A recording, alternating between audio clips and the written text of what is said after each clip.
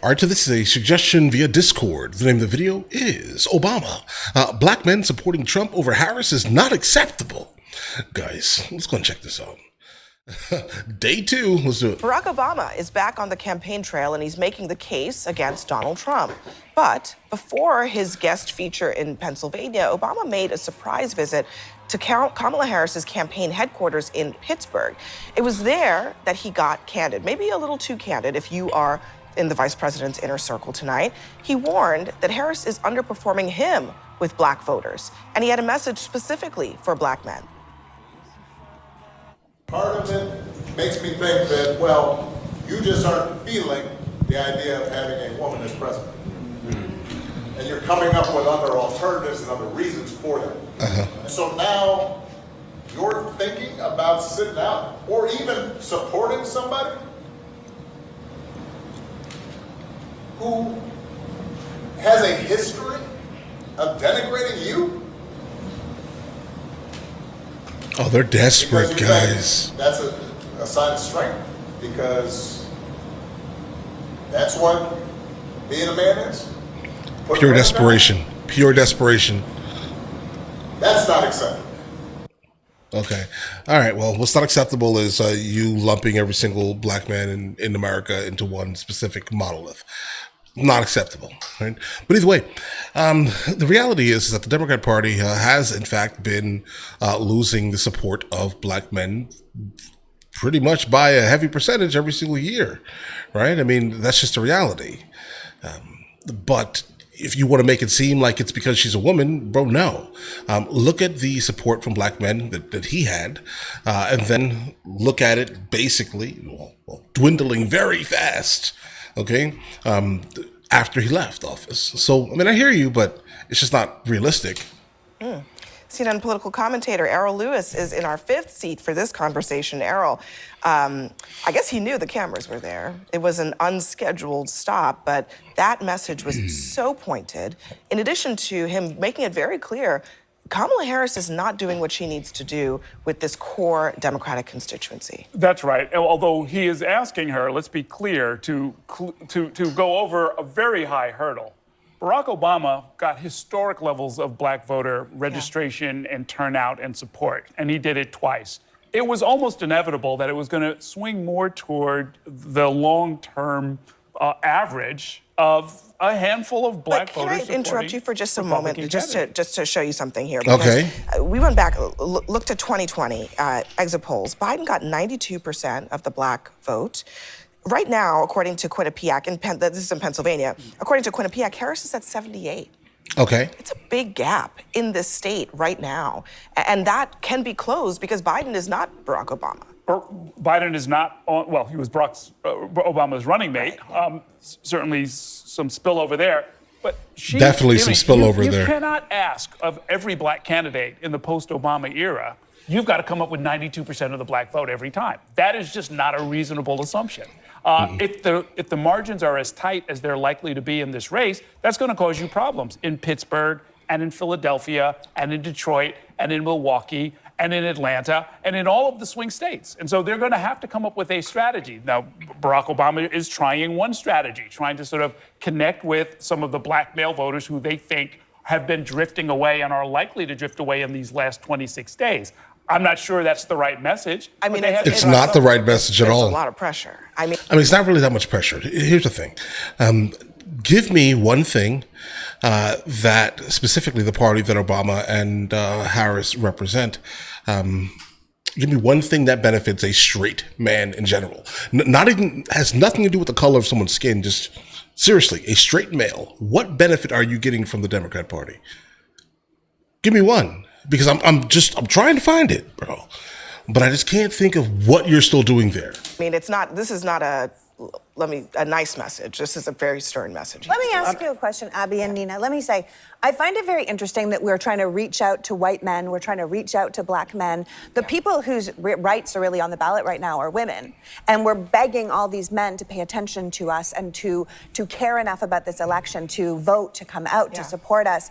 I feel like Barack going on the campaign trail right now makes perfect sense, of course, right? He's a top surrogate for Democrats. He should be out there doing the work right now. I think it's so amazing to me me that with women's rights on the line, we're spending so much time focusing on making sure men care. Because men, I don't know. I mean, because you want us to vote, right? And this is, I think, honestly, this is Kamala's problem. Every single thing that she says is irrelevant to men. Every single thing. Like, vote your exact interest, okay? I don't care which way you vote. Just make sure that whoever you're voting for has the ability, right, to touch you personally, right? Make sure their policies align with you and you alone, right?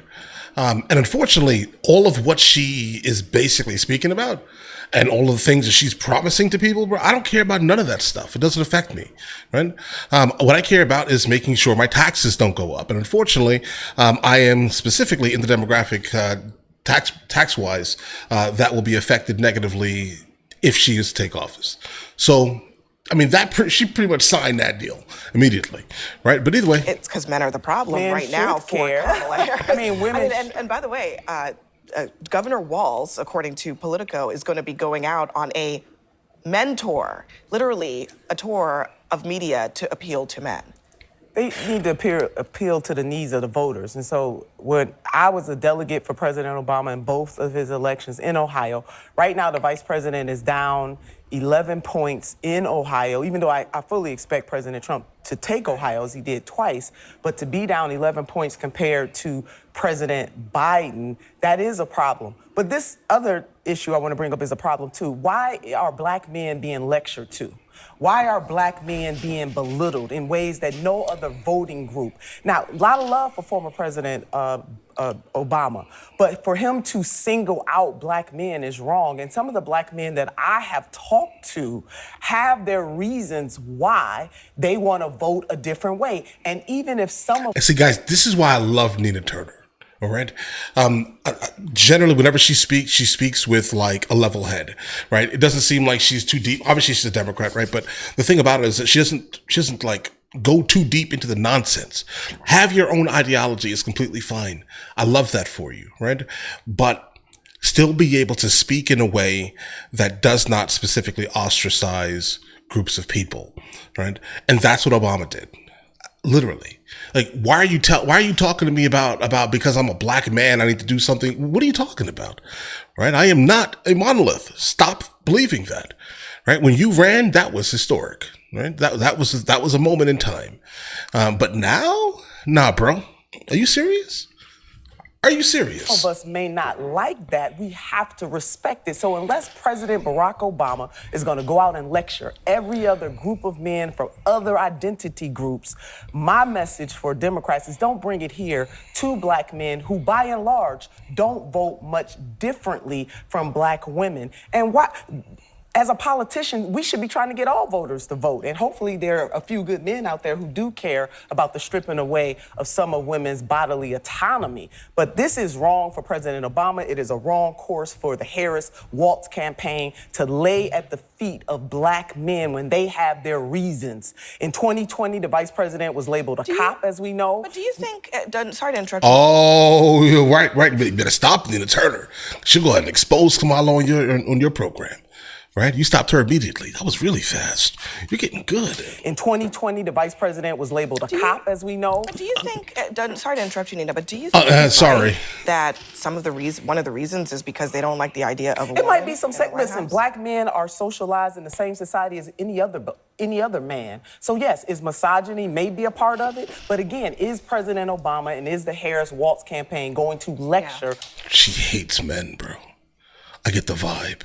There's something about her energy that says, I hate all men. Why are you breathing? We don't need you until we need you to fix something. Other male groups in the same way that they're lecturing This is black not men. just about... I don't think so. It's not just about Pennsylvania. It's not just about men. It sounds like there's a concern that there's a broad problem for Vice President Harris with the blue wall. It's basically, according to the poll of polls, no clear leader, a tied race essentially in all three of these battleground states. You know, I don't know that this is because Trump has run a great campaign, but I mean, I don't think it's that. I mean, maybe he has, maybe he hasn't, but he has struggled against Kamala Harris in this early stage, but he's still kept this race pretty tight and maybe has made some inroads in the last couple of weeks. Oh, absolutely he has. Vice President Harris's high watermark was about a week and a half after the convention. It's slowly been trickling down. That Quinnipiac poll showing the vice president down in Michigan and Wisconsin sent alarm bells throughout every Democrat office in the country. But I want to say this, the blue wall is cracking, and black men are just one part of a broader puzzle that she hasn't been able to reach. Now, to her credit, she hasn't been running for very long. This campaign's new. This is a new experiment of replacing somebody late in the cycle. So, okay, we'll give her that. However, she's struggling with union voters. The two of the biggest unions ever didn't endorse her. She's struggling with Muslim Americans in Michigan, according to CARE's own numbers. She's struggling with Hispanics in California. She's not expected to remake the Obama coalition. That's impossible. That's a 1 in a million, especially given the short time frame. But she has a lot of bigger problems, and that's why you see Tammy Baldwin panicking about being down more. Here's Debbie Dingle. People need to see the real Kamala Harris. This is what she told Axios. They need to let her get in the union halls and just talk to people. Whatever you think about Trump, he's personable. Well, I think that's one of the things. I mean, he obviously, from 2016 all the way through 2020, now through 2024, he comes off as a fighter. He comes off as a fighter for whatever issue matters to you. I think that's one of his big appeals. One of the challenges he's good at that. The vice president's campaign is that I don't think Barack Obama is the right surrogate to go out there and do it. No, now, he's beloved by Democrats. He's beloved generally by Americans, but he's never had coattails.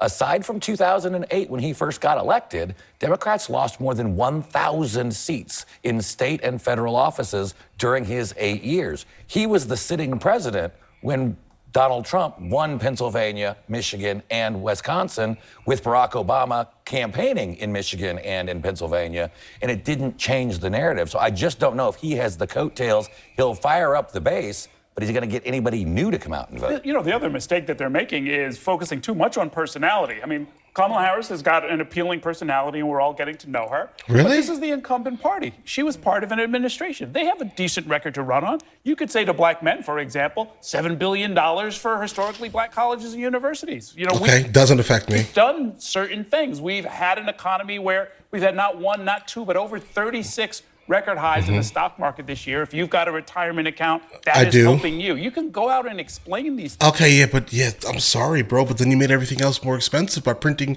copious amounts of money, right? Look at the national debt currently that we'll never pay off, right? It's not a thing. We are literally only making almost 100% interest payments. We are not paying off this debt at all, okay?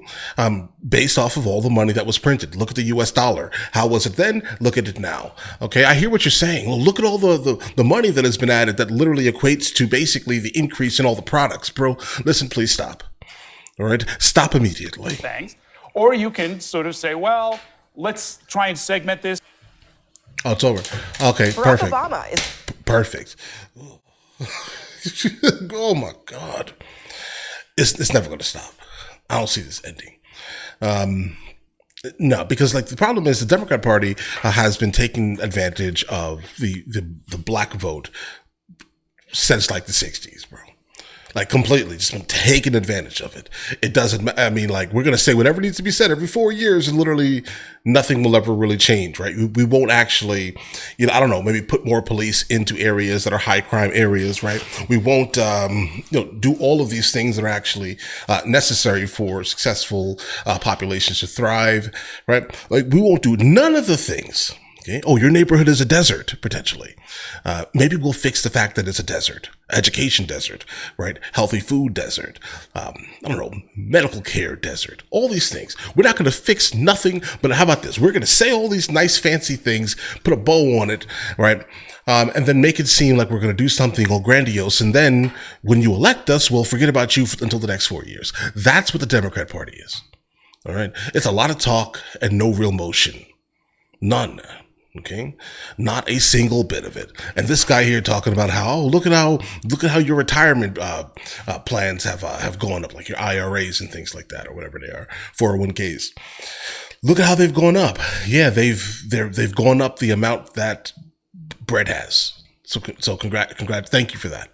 Thank you for making the U.S. dollar worthless around the world. So all of the countries that are basically, basing their currency off the U.S. dollar, now their currency is worth less. Also, now we have a gigantic immigration crisis. Why? Because people are running from their home countries because their currency is now worth nothing.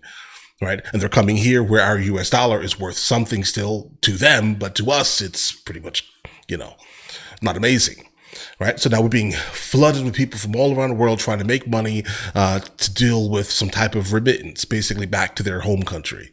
Right? So now our US dollars are being sent back through people that are coming here working illicitly to foreign nations where we're basically now funding more countries around the world, but just in different ways, right? Through remittance. It's actually showing up on a lot of countries' GDPs this year. I hear you guys. I hear what they're saying, right?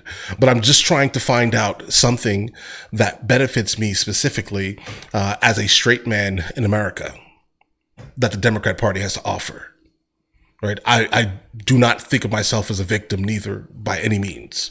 Right. So what do they have to offer me? Because I'm only going to vote for something that affects me specifically, right? I'm married. My wife isn't going to, off any of my children. So that's not something that is beneficial to me. Okay.